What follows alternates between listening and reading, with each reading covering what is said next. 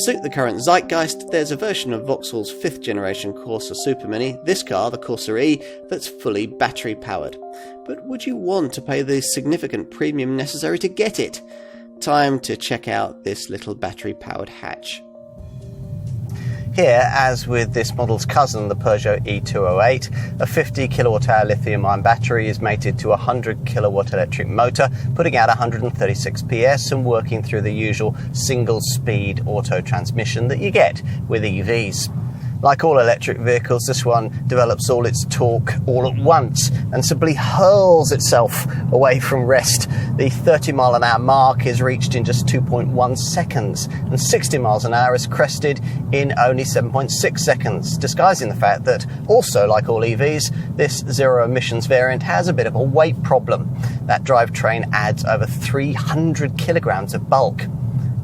That other small battery-powered little hatches manage this issue a little better is evidenced by the fact that the Corsa-e's WLTP-rated 209-mile driving range is easily improved upon by the latest versions of the Renault Zoe and the BMW i3.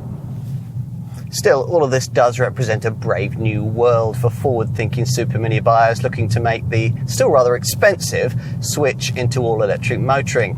It seems like only yesterday, after all, that a fully charged small EV can only manage around half the kind of range you get from this one.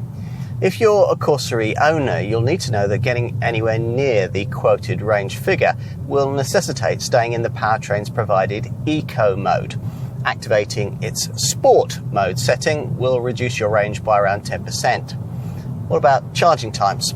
Well, using the 7 kilowatt wall box that you'll need to get installed in your garage as a Corsa-e owner, a full charge from empty will take 7.5 hours. If, when you're out and about, you find a public 50 kilowatt rapid charger, the replenishment time to charge from 15 to 80% is 45 minutes.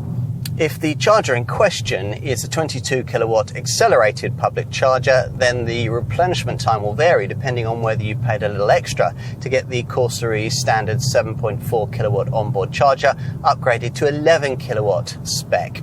Now, if you do that, you can reduce the 5-hour replenishment time with this kind of charger to 3 hours and 20 minutes. Visually, this electric Corsa is virtually identical to the combustion engine version, with the exception of different alloy wheel designs. The side view is characterised by a swept-back roofline, a pronounced mid-level crease above the door handles, and in usual Vauxhall fashion, a lower swage line flowing upwards towards the rear wheel arch in a blade-like formation. The rear styling is characterised by this sharply defined crease line that bisects the top of the tailgate badge and connects the sleek light clusters, which will be LED illuminated provided you avoid entry-level trim. Inside, there are very few differences with this electrified model over a conventional version of this Vauxhall Super Mini. If you've driven a Corsa before, as most of us have, the Griffin badge on the steering wheel will be the only thing you'll recognise about this one. Now, you sit quite low, and the cabin surrounding you is of considerably higher quality than you might expect, with glossy black trim that delivers quite an upmarket feel. Technology also helps, of course, with the greater perception of sophistication. The minimum centre dash monitor size is 7 inches, while at the very top of the range you can have this wide, brightly coloured 10-inch HD fascia display. Opt for top spec and you'll find that another 7-inch digital display features with virtual dials in the instrument binnacle.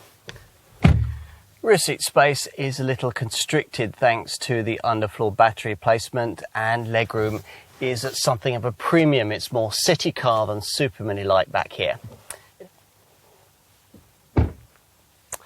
Boot room is exactly the same as with the combustion engine versions, 309 litres, extendable to 1,118 litres when you fold the rear bench. For the time being, this is pretty much state-of-the-art in terms of full electric small cars.